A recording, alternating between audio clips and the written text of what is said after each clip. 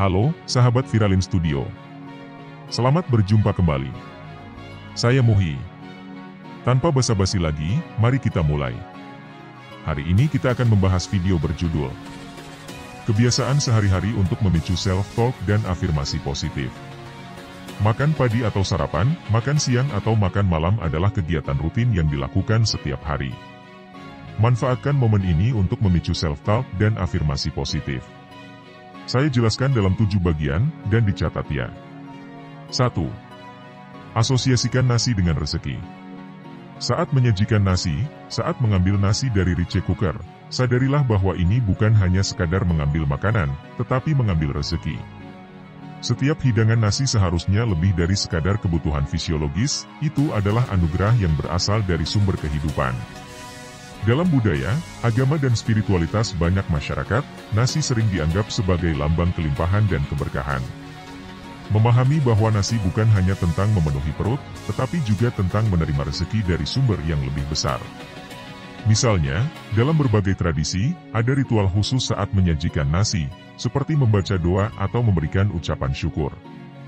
Ini mencerminkan pemahaman bahwa makanan yang kita konsumsi tidak hanya berasal dari usaha manusia, tetapi juga dari kebaikan Tuhan.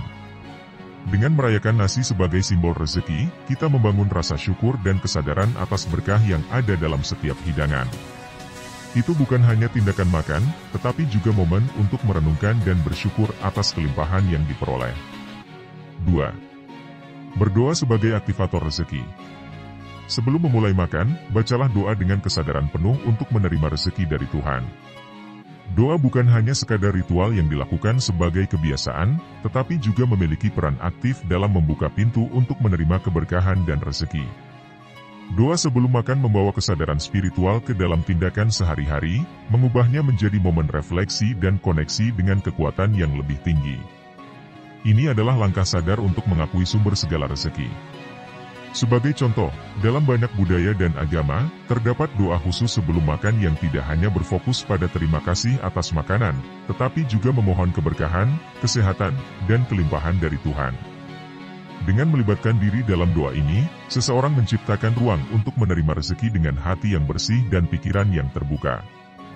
Doa sebelum makan tidak hanya tentang kata-kata yang diucapkan, tetapi lebih kepada sikap hati yang terbuka dan rasa syukur yang mendalam.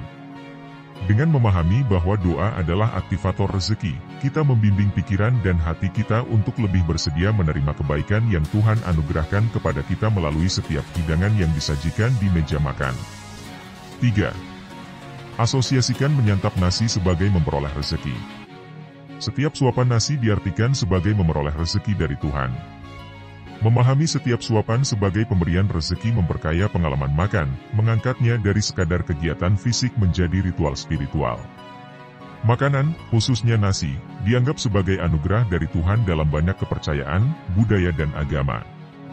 Mengartikan setiap suapan sebagai rezeki menjadi cara untuk memperdalam hubungan spiritual dengan makanan yang dikonsumsi. Sebagai ilustrasi, dalam beberapa tradisi, ada praktik membacakan doa atau mengucapkan kata-kata positif sebelum setiap suapan. Hal ini membantu mengubah persepsi terhadap nasi menjadi lebih dari sekadar makanan, melibatkan pikiran dan hati dalam proses konsumsi. Mengonsumsi nasi dengan pemahaman bahwa setiap suapan adalah pemberian rezeki mengubah tindakan makan menjadi momen kebersyukuran dan refleksi. Ini bukan hanya tentang memenuhi kebutuhan nutrisi, tetapi juga memahami bahwa makanan sebagai sarana untuk memperoleh kebaikan dan rezeki yang Tuhan berikan kepada kita. 4. Berkaitan dengan rasa syukur. Setelah selesai makan, tunjukkan rasa syukur atas rezeki yang telah diterima. Menunjukkan rasa syukur setelah makan bukan hanya ungkapan kata-kata, tetapi juga langkah konkret untuk menghargai keberkahan yang telah diterima. Selesai makan adalah momen yang tepat untuk menghargai sumber rezeki, mengingat bahwa tidak semua orang memiliki keberuntungan untuk menikmati hidangan yang sama.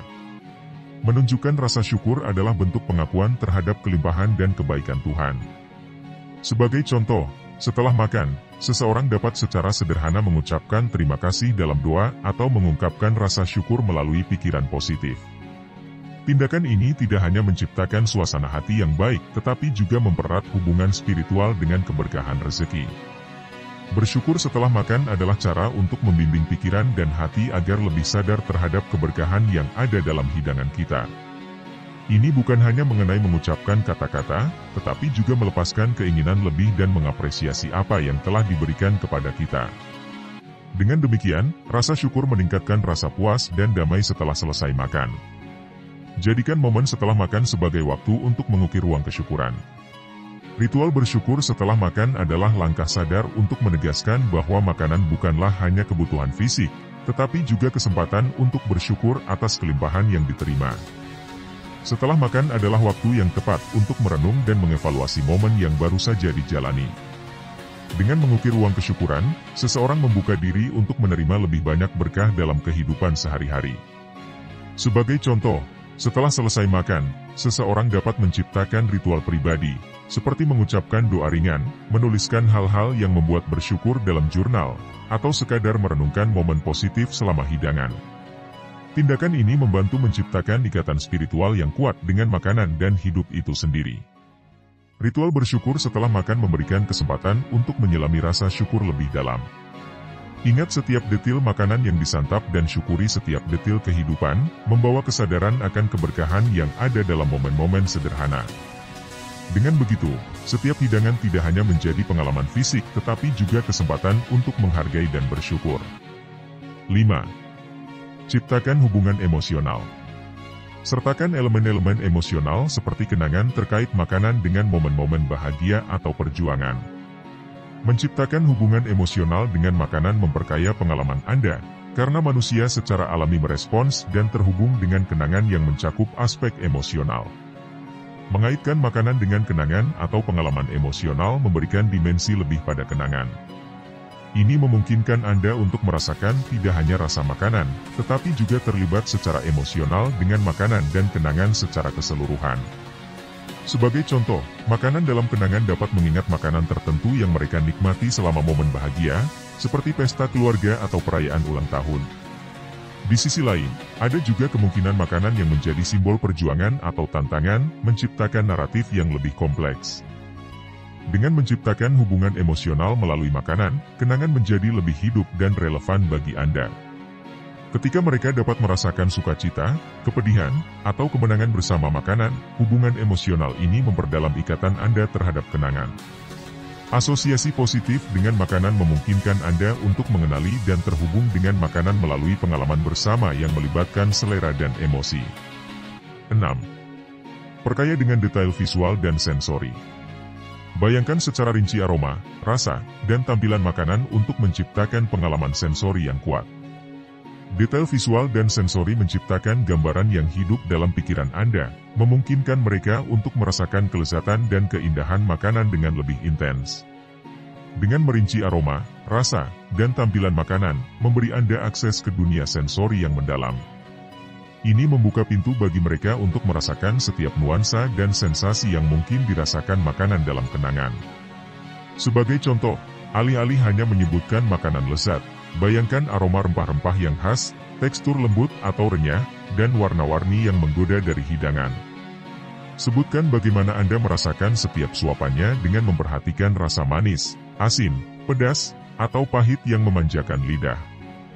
Dengan memperkaya kenangan dengan detail visual dan sensori, Anda lebih mudah terlibat dalam pengalaman menikmati rezeki.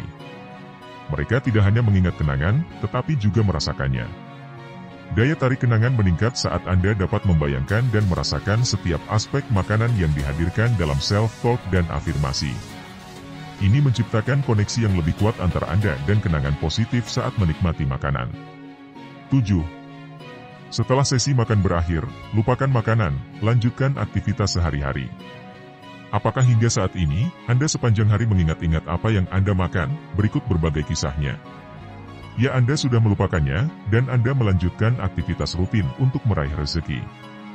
Sikap seperti itulah yang seharusnya dilakukan seusai melakukan self-talk positif, afirmasi positif, dan berdoa. Lepaskan. Biarkan self-talk positif, afirmasi positif, dan doa Anda bekerja sama dengan alam semesta tanpa Anda ganggu lagi dengan ingatan kesedihan atau masalah yang sedang Anda hadapi. Semua tentu masih dalam koridor ridho Tuhan. Catat dan tempel di dinding wawasan yang Anda peroleh setelah menyaksikan video ini. Terima kasih telah menonton video hari ini.